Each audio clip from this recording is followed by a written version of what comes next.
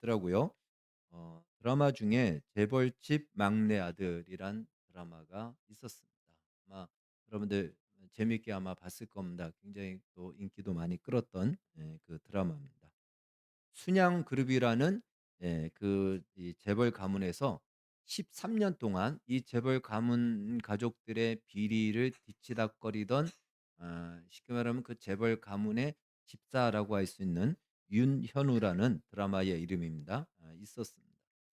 이 사람이 이제 마지막에는 이 총수 재벌집 총수 일가의 어떤 악행을 대신 뒤집어 쓰고, 그것을 대신 뒤집어 쓰고 위장된 교통사고로 억울한 죽음을 당하게 됩니다. 그러면서 낭떠러지에서 떨어지면서 이렇게 죽어서는 안 된다."라고 하는 순간 이제 탁 깨어난 거예요. 깨어났는데, 어 13년 전, 그러니까 이것이 나온 때가 2022 년도인가, 그러니까 아무튼 13년 전 해서 1987 년으로 돌아가는 겁니다. 1987년 이 순양그룹의 이 순양그룹 재벌가의 막내 아들, 가장 그 어린 아들로 태어나게 돼서, 태어난 것은 아니고 그리로 들어가는 거예요. 그래서 회개하는데 뭐 소위 환생은 아니지만 바로 그 어린아이 10 살짜리 아이의 그 안에 들어가게 되는 겁니다. 이런 우리가 좀 기독교적으로는 이해할 수 없지만, 제가 오늘 좀 설교의 내용에 좀 이해를 돕기 위해서 이 예화를 드는 것입니다. 그 막내 아들이 바로 진도준이죠. 예, 진도준이 10 살입니다. 그런데 그 10 살이지만 그 안에는 이미 13 년의 모든 과정을 다 거친, 그러니까 1987 년부터 2000 년도까지 우리나라가 어마어마한 발전을 하지 않습니까?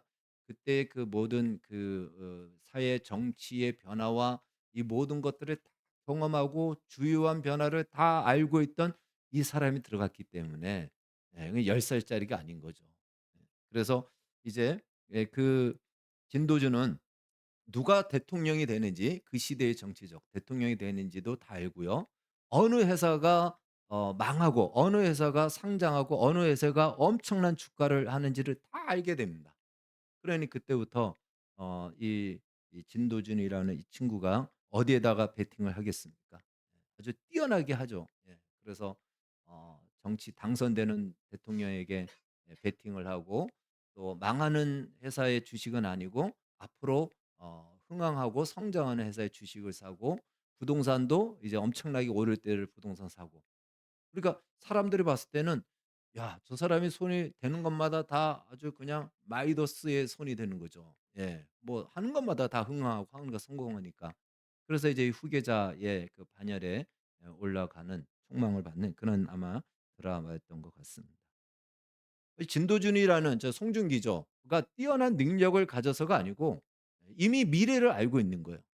13년 후에 한국 사회에 어떤 기업이 남아 있고 어떤 누가 지도자인지를 다 알고 있는 상태니까 그 뒤로 돌아갔을 때는 당연히 그 선택을 하게 되죠. 이건 뭐 누구라도 다 할 겁니다.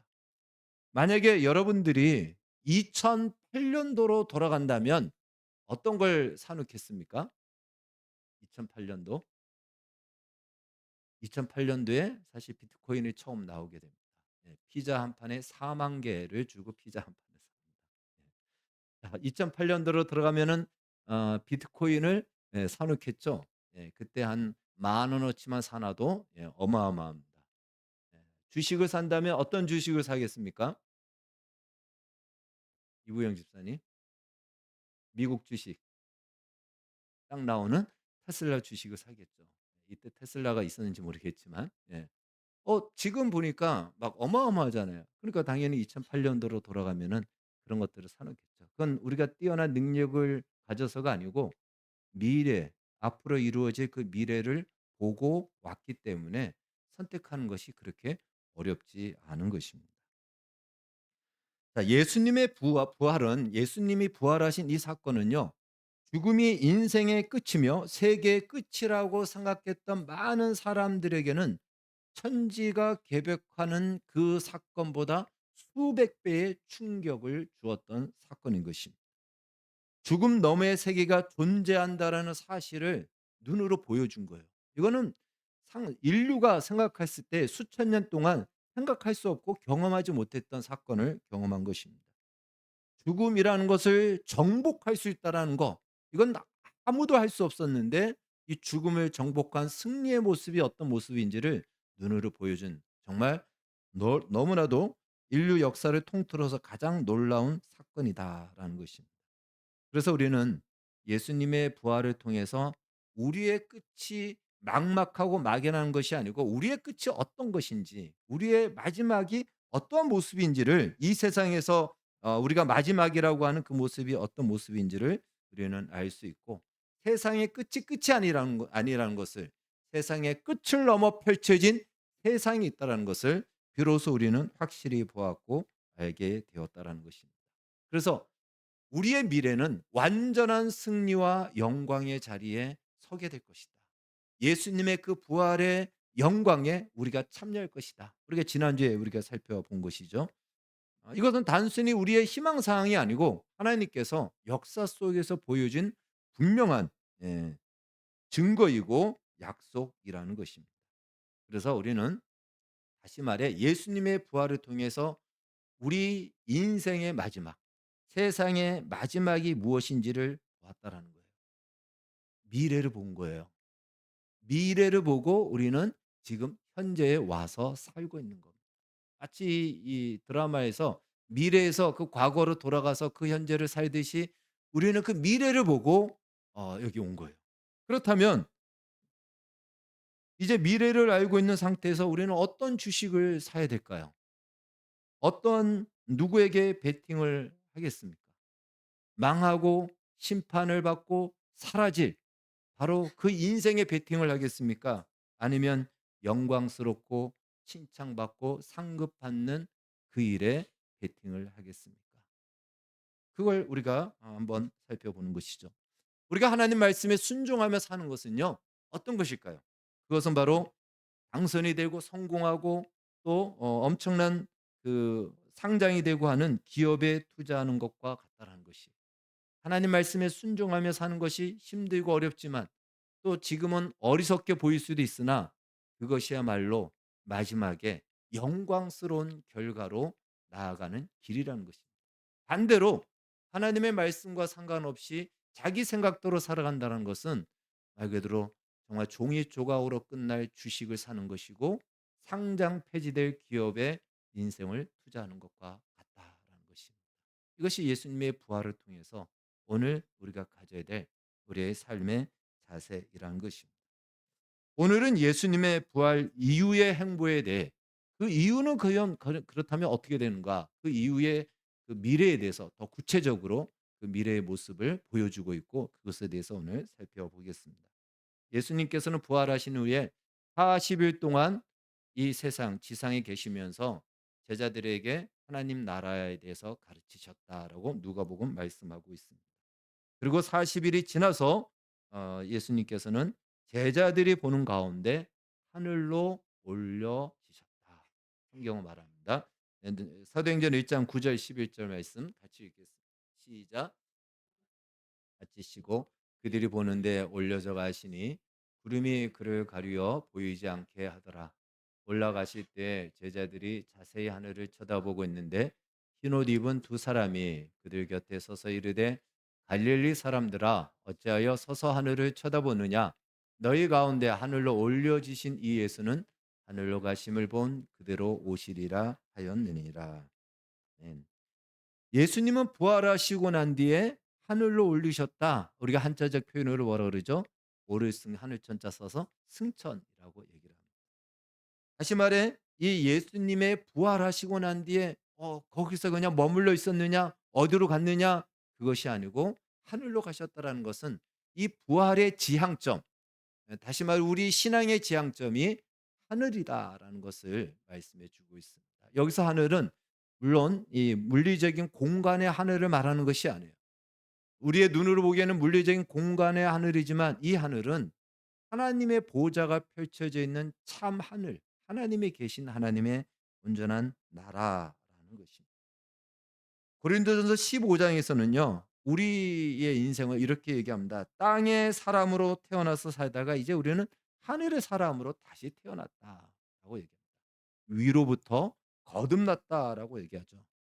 우리의 영혼과 육신이 새로운 종류의 모습으로 새로운 형상으로 우리는 새롭게 출생을 했다. 그래서 우리가 거듭난 것은요. 하늘로부터 거듭났기 때문에 우리의 본향은 어디냐면 하늘인 거예요.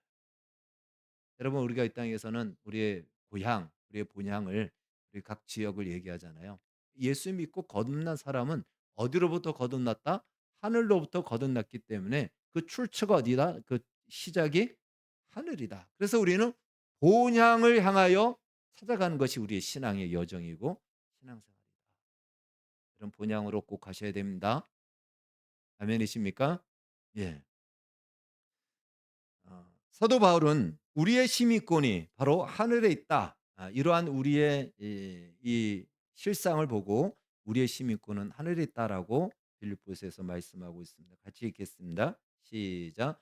그러나 우리의 시민권은 하늘에 있는지라 거기로부터 구원하는 자 곧 주 예수 그리스도를 기다리노니 그는 만물을 자기에게 복종하게 하실 수 있는 자의 역사로 우리의 낮은 몸을 자기 영광의 몸의 형체와 같이 변하게 하시리라. 아멘.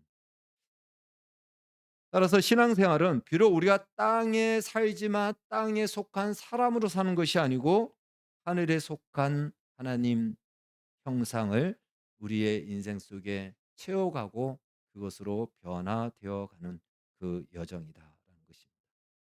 당시에 제자들의 입장에서 봤을 때는 예수님이 승천하시는 것보다 자기들과 함께 있는 것이 아마 더 안전하고 든든하고 아마 나을 것 같다라고 생각했을 겁니다. 그러나 예수님께서는 이렇게 말씀하셨어요. 내가 하늘로 가는 것이 너희에게 더 큰 유익이다. 요한복음 16장 7절에서 이렇게 말씀합니다. 그러나 내가 너희에게 실상을 말하노니 내가 떠나가는 것이 너희에게 유익이라. 내가 떠나가지 아니하면 보혜사가 너희에게로 오시지 아니할 것이요 가면 내가 그를 너희에게 보내리니.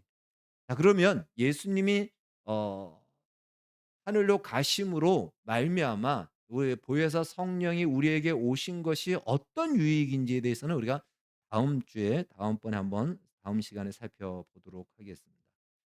예수님께서는 공생의 시간, 공생의 기간 동안에도 내가 하늘로 갈 것이다라고 사실 이미 언급을 하셨습니다. 요한복음 12장 32절에서는 내가 땅에서 들리면 모든 사람을 내게로 이끌겠노라. 그 말씀은요. 십자가의 죽음도 말하지만 땅에서 들려서 십자가에 달린다라는 거예요. 그러나 이것은 바로 땅에서 들려 하늘로 가면이라는 뜻이에요. 그래서 바로 승천할 것을 예수님을 말씀하셨고요. 또 요한복음 6장에서는 너희가 인자의 이전에 있던 곳으로 올라가는 것을 볼 것 같으며 어찌하려느냐. 이전에 있던 곳 하늘 거기서 오셨잖아요. 그리로 갈 것이다.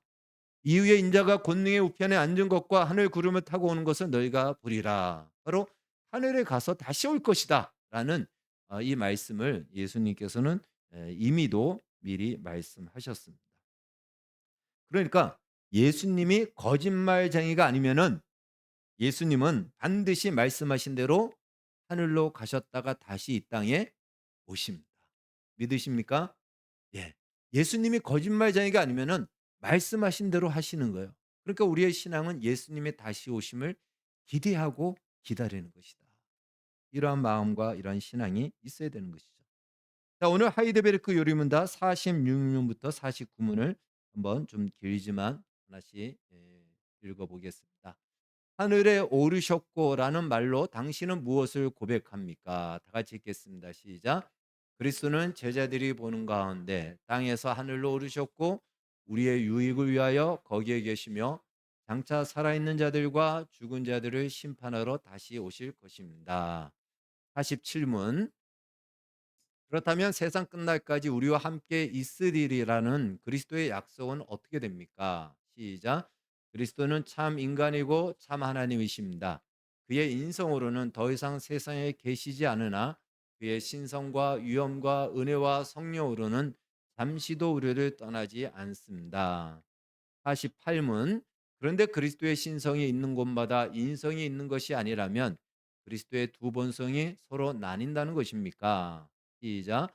결코 그렇지 않습니다. 신성은 아무 곳에도 갇히지 않고 어디나 계십니다. 그러므로 신성은 그가 취하신 인성을 초월함이 분명하며 그러나 동시에 인성 안에 거하고 인격적으로 결합되어 있습니다. 이제 마지막 49문 그리스도께서 하늘에 오르심은 우리에게 어떤 유익을 줍니까? 답 시작. 첫째, 그리스도는 우리의 대언자로서 하늘에서 우리를 위해 그의 아버지 앞에서 간구하십니다. 둘째, 우리의 몸이 그리스도 안에서 하늘에 있으며 이것은 머리 대신 그리스도께서 그의 지체인 우리를 그에게로 이끌어 올리실 것에 대한 확실한 보증입니다. 셋째, 그리스도는 그 보증으로 그의 성령을 우리에게 보내시며 우리는 성령의 능력으로 말미암아 그리스도께서 하나님 우편에 앉아 계신 위의 것을 구하고 땅의 것을 구하지 않습니다. 음. 예, 엄청 많습니다. 예, 그리고 여기 보니까 인성과 신성에 대한 이야기가 나오는데 이 부분은 아마 굉장히 좀 무슨 말인가 하시는 분들도 있습니다. 그러나 우리가 이 수요일 날 웨스트민스터 대유리 문답 혹은 그전에 하이데베르크나 여러 교리 공부할 때 이 부분은 우리가 살펴보았고요. 지금도 대유리 문답에서 살펴보고 있습니다. 이거는 또 그렇게 한번 참고하시면 좋겠습니다. 오늘은 49문 그리스도께서 하늘에 오르심 즉 승천하심으로 우리에게 어떤 유익이 있느냐. 제자들의 입장에서는 예수님이 그들과 함께 있는 것이 유익될 것 같은데 그리스도께서 승천하심으로 우리에게 주어진 실제적인 유익이 무엇인가? 그리고 그것은 우리의 신앙에 무엇을 이루어야 되냐면 바탕을 이루어야 됩니다. 우리의 신앙의 근거가 되어야 되는 것이에요. 신앙은 자기의 생각과 자기의 열심에 근거해서는요 안 됩니다. 그것은 굉장히 위험합니다. 언제든지 우리는 흔들릴 수 있고 넘어질 수가 있기 때문에 넘어지면 스스로 자책하고 흔들리면 불안해합니다. 그러나 하나님의 말씀에 근거를 둔다면 내가 어떠하든지 그 말씀이 나를 붙들어 주시기 때문에 이 부분을 우리가 잘 알고 있어야 됩니다.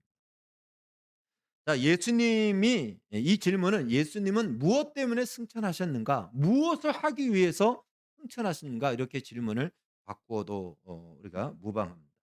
첫 번째 예수님은 우리의 대언자가 되어 주시기 위해서 승천하셨다. 예수님이 승천하셔서 하나님 보좌 하나님 나라에 가셔서 가장 중요하게 하시는 일이 있는데 그것이 바로 대언자 사역입니다. 대언자는요 여러 가지로 번역할 수 있지만 변호사와 비슷합니다. 변호사와 비슷하고 또 변호사보다 더 많은 역할을 포함하고 있습니다. 히브리서는 이렇게 말씀하고 있습니다. 히브리서 같이 읽겠습니다. 7장 시작. 그러므로 자기를 힘입어 하나님께 나아가는 자들은 온전히 구원하시 있으니 이는 그가 항상 살아서 저희를 위하여 간구하심이니라. 여러분 우리가 이 땅에서 하나님 앞에 나갈 때마다 이렇게 예배 때 나오잖아요. 그리고 우리 개인적으로 기도할 때도 하나님 아버지 부르지 않습니까? 또 우리가 찬송을 할 때도 하나님 앞에 찬송을 하지 않습니까? 이럴 때 이것이 다 하나님 앞에 나가는 거예요. 그 사이에 어떤 그 중간 역할을 하는 뭐가 있는 것이 아니에요. 벽도 없고 중간자도 없습니다. 다이렉트로 우리는 하나님 앞에 나가는 거예요. 내가 하나님 부르면 그 자리가 바로 하나님 앞에 서는 겁니다. 그런데 우리가 원래 하나님 앞에 나갈 수 있을까요? 나갈 수 없죠. 우리는 죄인이기 때문에 하나님 앞에 나갈 수 없습니다. 그런데 우리가 하나님 앞에 나갈 때마다 하늘에서 바로 대언자이신 예수님께서 저 사람은 저 사람의 죄를 내가 나의 피를 흘려 덮어줬기 때문에 씻어줬기 때문에 하나님 저 사람의 죄를 용서해 주세요. 죄값을 내가 치렀습니다. 라고 예수님이 우리가 하나님 앞에 나갈 때마다 예수님이 우리의 대언자로서 당신이 하신 일을 나타내 보이심으로 우리가 죄 때문에 심판받지 않도록 하나님 앞에 온전히 나갈 수 있도록 예수님께서 그 역할을 하신다는 거예요. 그 역할을 언제까지 하실까요? 우리가 사는 이 땅에서 사는 날까지 영원히 하십니다. 예수님이 대언자의 역할이 있기 때문에 우리가 나갈 수 있는 거예요. 예. 물론 우리는 그것이 변하지 않기 때문에 이미 이루어진 것으로 우리는 이야기하고 앞으로도 멈춰질 일은 없지만 그 일이 중단될 일은 없지만 그 일을 예수님께서 대언자로서 그 일을 멈추지 않고 하시기 때문에 그것이 가능하다라는 것입니다. 그래서 예수님이 승천하심으로 우리가 하나님 앞에 나갈 수 있는 바로 그 대언자 사역을 위해서 대언자 역할을 위해서 예수님이 승천하셨다라는 것입니다. 두 번째는 우리의 몸이 그리스도 안에서 하늘에 있게 하기 위해서입니다. 이 부분은 조금 어렵게 느껴질 수 있습니다. 이 부분은 조금 좀 어려운 부분도 됩니다. 그러나 한번 우리가 잘 들으면 좋습니다. 사도 바울은 예수님의 이 부활 승천하신 것이 우리에게 어떤 변화를 주었는지를 성경에서 이렇게 말하고 있습니다. 에베소서 2장 5절 6절 같이 읽겠습니다. 시작. 허물로 죽은 우리를 그리스도와 함께 살리셨고 또 함께 일으키사 그리스도 예수 안에서 함께 하늘에 앉히시니. 아멘. 다시 말해 예수님의 부활 승천하심으로 말미암아 우리도 부활의 몸을 입게 되었다라는 얘기예요. 예수님의 부활 승천하심으로 우리도 부활의 몸을 가지게 됐다라는 것입니다. 근데 그 몸은 지금 어디에 있냐면 그리스도 안에 있어요. 그리스도 안에 있고 그 몸은 분명히 있는데 그리스도 안에 하늘에 있다라는 것입니다. 그러니까 우리에게는 지금 몇 개의 몸이 있습니까? 우리 각자는 두 개의 몸이 있는 거예요. 하나는 지금 이 땅에서 나의 이 육체의 몸이 있고 또 하나는 어디에 있다? 부활의 몸이 그리스도 안에 하늘에 있다라는 것입니다. 이 몸이 우리 눈에 보이지 않으니까 이것을 감추어졌다라고 얘기합니다. 그리스도 안에서 그 우리의 몸이 하늘에 있는 그것에 대한 보증, 그것에 대한 확증을 위해서 예수님께서 승천하셨다라는 것입니다. 사실 이 땅에 있는 우리의 육체는 사실 썩어 사라질 육체죠. 이 몸은 있다가 결국은 사라질 것입니다. 그러나 영원히 썩지 않고 영광스러운 몸, 예수님과 같은 그 부활의 몸, 우리는 그 몸을 앞으로 입을 겁니다. 근데 그 몸은 누구에게만 주어지냐면 이 땅에 몸이 있는 사람들에게만 주어지는 거예요. 예수 믿는 예수를 믿고 이 땅에 몸이 있는 우리가 담보가 되어 이 몸이 따라해 봅시다. 이 몸이 담보가 되어 진짜 몸은 하늘에 있다. 그겁니다. 그러니까 어떤 몸이 하늘에 있냐?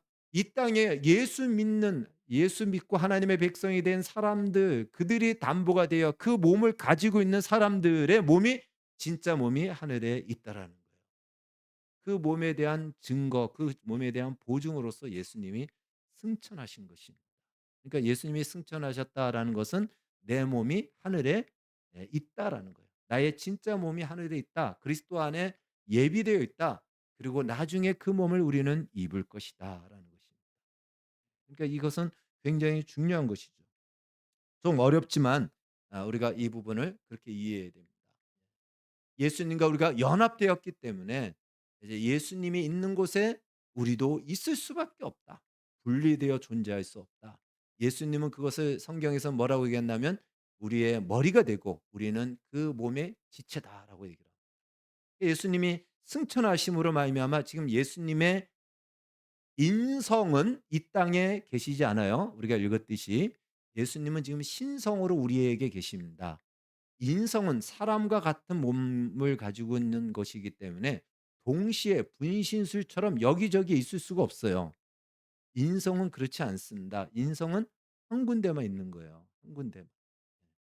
분신술 무슨 홍길동이 분신술하듯이 예수님이 분신술을 하고 그렇지 않습니다. 예수님은 신성으로는 지금 우리와 함께 계시지만 인성으로는 하나님 보좌에 계십니다. 바로 그 인성으로 가지심 취하신 부활의 몸 그 몸이 우리도 예수님과 함께 하늘에 있는 거예요. 그 증거로서 그 보증으로서 예수님이 승천하심으로 우리의 몸이 어디에 있다? 하늘에 있다라는 것을 예수님의 승천을 통해서 하나님께서 우리에게 알려주셨고 약속하셨고 선포하셨다라는 것입니다. 따라서 우리가 이 세상의 몸이 아프고 또 내 마음대로 안 되고 내 마음에 들지 않는 어떤 우리의 몸이라 할지라도 너무 좌절 낭망하지 마시고 진짜 몸은 하늘에 있다라는 소망을 가지시고 물론 우리가 우리 몸을 잘 관리해야 되지만 정말 이 몸을 영원토록 천년만년 살 것처럼 최근에 우리가 들었듯이 보니까 이 글로벌 리스터들이 이 몸에 이 땅에서 영생하려고 장기를 젊은 사람들의 장기로 막 그 바꿔치기 하고 그래서 이 몸을 그냥 유지해서 살려고 하는 예 그렇게도 할 이유가 없다라는 것입니다. 그렇게까지 내 몸을 관리하는 건 좋지만 그렇게까지 하면서 자기 몸을 이 땅에서 영원토록 살려고 하면 안 된다. 우리의 영원한 몸은 영광스러운 몸은 바로 그리스도 안에 하늘에 예비되어 있다. 그 증거로서 예수님이 승천하신 것이다라는 것입니다. 이것이 예수님의 승천하신 두 번째 이유인 것입니다. 세 번째는요. 성령을 보증으로 주시기 위해서입니다. 예수님께서는 아까 말씀받듯이 내가 승천하면 하늘로 올라가면 성령을 너희에게 보내주겠다라고 말씀하셨습니다. 이제 이 말씀은 무슨 말이냐면은 우리 몸이 담보가 되어 우리의 진짜 몸이 그리스도 안에서 하늘에 있는 그 보증으로 예수님이 승천하신 것처럼 그 말이 맞다라는 거예요. 그 사실이 진리다라는 것입니다. 그러듯이 예수님께서 우리에게 너희가 그렇게 믿고 있는 것이 맞다. 그 보증으로 내가 너희에게 성령을 주겠다. 그러니까 우리가 보증이라고 할 때는 우리가 "너 뭘 가지고 보증하냐?"라고 우리가 보증 회사가 있잖아요. 예. 그랬을 때 쌍방의 보증을 쓰는 거예요. 한쪽만의 보증이 아니고 내가 보증 쓸게 저쪽도 보증 쓰는 거예요. 그래서 한쪽에 피해를 당하지 않고 한쪽이 어기면은 한쪽만 손해를 보잖아요. 그러듯이 우리가 이 땅에서 예수를 믿고 우리의 몸이 영원한 하나님 나라에 이를 것을 예수님의 승천을 통해서 보증으로 우리에게 주셨다면 예수님도 그러한 우리의 믿음을 맞다. 그 믿음이 사실이다라는 증거로서 성령을 우리에게 주시는 겁니다. 성령이 우리 안에 오신 것은 보증인 거예요. 그 믿음이 흔들리지 않고 진리다. 그래서 성령이 우리 안에서 흔들리지 않도록 우리를 지켜주시는 겁니다. 그럼 우리가 기분이 좋고 마음이 좋고 또 우리 주변의 상황이 편하면 또 그때는 그래도 예수님 잘 믿는 것 같고 그래도 어느 정도 믿는 것 같은데 힘들고 어려우면 우리의 마음이 나도 내 마음을 지킬 수가 없어요. 나도 내 마음을 모르는 겁니다. 마음은 그렇지 않은데 이게 안 되는 거예요. 그래서 우리 스스로에게 믿음을 지켜라. 너 그 약속을 꼭 붙들고 있으라라고 한다면 우리 중에 그 약속을 붙들고 끝까지 믿음을 지킬 사람이 그리 많지 않습니다. 우린 다 흔들립니다. 어려움이 오면 흔들리고 다른 유익과 이익이 오면은 내버리고 우리는 다 그런 존재입니다. 그러면 나중에 약속의 보증을 줬는데 보증을 지킬 만한 사람이 별로 없잖아요. 그래서 성령께서 우리에게 보증으로 오심으로 말미암아 우리는 흔들릴지라도 성령이 우리 안에서 흔들리지 않는 보증으로 우리를 증거하고 증명한다라는 것입니다. 우리에게 믿음을 주시고 이 땅에 살지만 하늘의 기쁨과 하나님 나라의 그 기쁨의 맛을 좀 작지만 그래도 맛보게 하시는 거예요. 그래서 여러분 성령 충만할 때 하늘의 기쁨을 맛보는 거예요. 예배드리고 말씀 읽고 기도할 때 잠시지만 하늘의 기쁨을 우리에게 하나님이 주시는 바로 그 능력이 누구를 통해서? 성령을 통해서 우리에게 주시는 거예요. 그렇지 않으면 우리는 그 맛을 보지 못하면 그 느낌을 한 번도 갖지 못하면 그냥 지칠 수도 있고 그러다가 우리의 믿음을 잃어버릴 수도 있습니다.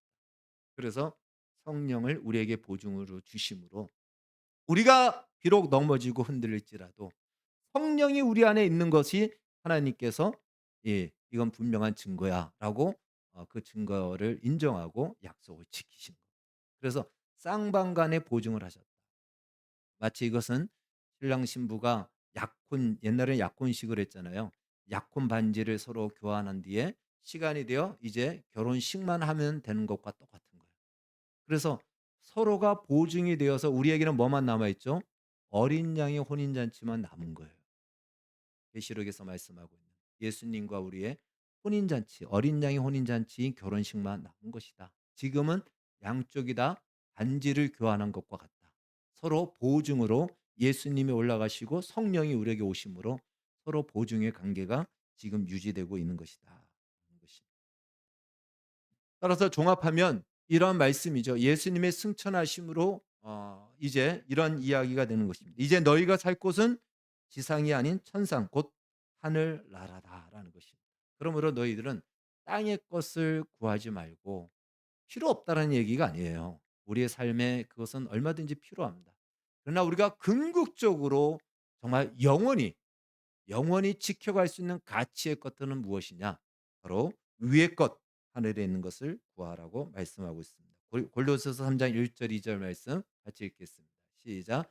그러므로 너희가 그리스도와 함께 다시 살리심을 받았으면 위의 것을 찾으라. 거기는 그리스도께서 하나님 우편에 앉아 계시느니라. 위의 것을 생각하고 땅의 것을 생각하지 말라. 아멘. 어, 땅에 있는 이 땅의 것이 필요 없다는 것이 아니고, 그것이 우리의 궁극적인 목적과 최종적인 목표가 될 수 없다라는 것입니다. 과정으로서, 또한 진짜 목적을 위해서 수단으로서 그 모든 것들은 되어져야 되겠지만, 그것이 궁극적인 우리가 추구하고 또 그것을 붙들고 영원한 나라에 이를 수는 없다라는 것을 알려주고 있습니다. 자, 예수님의 승천이 주는 유익이 세 가지라는 것을 우리가 알 수 있습니다. 그것 같으면 우리 중에 지금이라도 당장 하늘나라에 가고 싶은 사람들이 아마 우리 중에 한 두세 명은 있을 것 같습니다. 나머지 분들은 좀 생각해 보고, 우리 젊은 친구들은 아직까지 세상에 미련이 좀 남아 있죠. 좀 더 살고 하늘나라 가고 싶고, 지금이라도 하나님 나라에 가고 싶다라고 하는 사람은 한 3-4명 정도 될 것 같습니다. 사실 신약 성경에는요, 이 천상의 몸을 경험하고 그 천상의 몸을 취하지 않고 지상의 삶을 산 두 경우가 있습니다. 첫 번째는 바로 예수님이죠. 예수님은 누가복음 9장에 보면은 변화산상에 올라갑니다. 변화산상에 올라가서 변화되십니다. 영광스러운 천상의 몸으로 변화되십니다. 예수님 원래 그 천상의 몸을 가지고 계신 분이에요. 그런데 예수님은 그 몸을 취하지 않고 다시 연약한 육신, 우리의 이 육신의 모습으로 돌아오십니다. 그 이유가 무엇일까요? 예수님은 그 연약한 육신을 가지고 하셔야 할 일이 있기 때문에 그렇습니다. 또 사도 바울은요, 3층천을 경험했습니다. 3층천은 낙원입니다. 낙원. 낙원을 경험했어요. 거기서 너무나도 영광스러운 모습을 보았습니다. 그래서 사도 바울은 이렇게 고백을 합니다. 빌보서 1장 21 절에 삼층천을 경험한 사도 바울의 고백입니다. 같이 읽겠습니다. 시작. 이는 내게 사는 것이 그리스도니 죽는 것도 유익함이니라. 그러나 만일 육신으로 사는 이것이 내 일의 열매일진데 무엇을 택해야 하려는지 나는 알지 못하노라. 그리스도와 함께 있는 것이 훨씬 더 좋은 일이라. 그렇게 하고 싶으나 내가 육신으로 있는 것이 너희를 위하여 더 유익하리라. 사도 바울은 천상에서 사는 것을 원했습니다. 그러나 아직까지 연약한 성도들, 교회를 위하여 이 연약한 몸을 가지고 고난을 받으면서 사는 것이 그들의 유익을 위해서 필요하기 때문에, 다시 말해 하나님께서 하실 일을 이루기 위한 사명을 위해서 바로 이 불비하고 열악하고 마음에 들지 않는 이 몸을 가지고 이 땅에서 산다라고 말하고 있는 것입니다. 예수 그리스도의 승천은 우리에게 놀라운, 그리고 정말 무엇으로 비교할 수 없는 큰 유익을 주었습니다. 이로 인해서 이제 우리는 우리의 본 거주지가 하늘이라는 것, 우리의 시민권이 하늘에 있는 것인 것을 우리는 알게 되었습니다. 그래서 여러분과 저는 바로 하늘나라 시민권을 가진 하늘나라 시민이고 하늘나라 백성인 것입니다. 우리가 이 땅에서 하나님의 말씀대로 사는 것은요, 우리가 그 말씀대로 살다 보면은 세상에서는 어떻게 보이냐면 좀 윤리적으로 보일 수도 있어요. 그리고 도덕적으로 보이고 착하게 보일 수도 있습니다. 우리는 그런 것에 그렇게 목적이 있지 않습니다. 우리가 그렇게 사는 이유는 그러한 영광을, 내가 착하다, 내가 윤리적이다 인정받기 위해서, 혹은 내가 깨끗하게 산다, 나의 의를 쌓고 채우기 위해서도 아닙니다. 우리가 말씀대로 사는 이유가 무엇이죠? 바로 우리는 하늘나라, 하늘에 속한 시민이라는 것에 대한 하늘나라 시민의 신분을 가진 자의 증명인 것입니다. 내가 비록 땅에 살지만 나는 이 땅이 나의 최종적인 목적이 아니고 나의 진정한 영원한 시민권은 하늘나라. 바로 나는 하늘나라의 백성임을 이 땅에서 내 신분이 무엇인지를 드러내고 알려주기 위해서 하나님의 말씀을 따라서 순종하며 믿음으로 사는 것입니다. 이제 곧 설날이 되는데 설날이 되면 우리 한국 사람들은 떡국을 끓여 먹고 또 한복을 입고 세배를 하지 않습니까? 뭐 그걸 해서 한국인이 아니고 한국인이기 때문에 그러한 어떤 우리의 전통적인 풍속을 지킴으로 내 신분이 무엇인지 누구인지를 증명하고 드러내는 것이죠.